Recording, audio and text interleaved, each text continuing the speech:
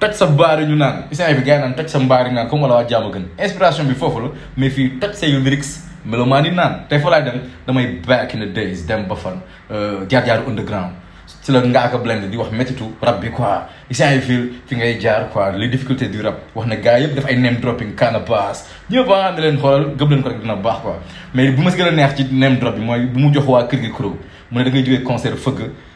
kenn tijjilu la nga xam ne kilifa moo ne caat bi na moor aju mu jël kilifa caat am moo laa moor gën quoi isaan yi mu da ngay jógee concert fëgg kenn doo tijjil nga xam ne kilifa moo gëmloo caat bi nekk na moor aju what the fuck is that Ngaaka blindé I miss those days naan sayeen ay xulóowuñu xeexuñu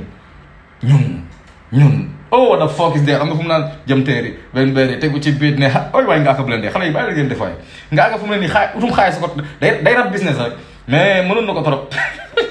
bàyyi leen Ngaaka mu toog série Fatew est-ce que man rap day jënd couche may xaw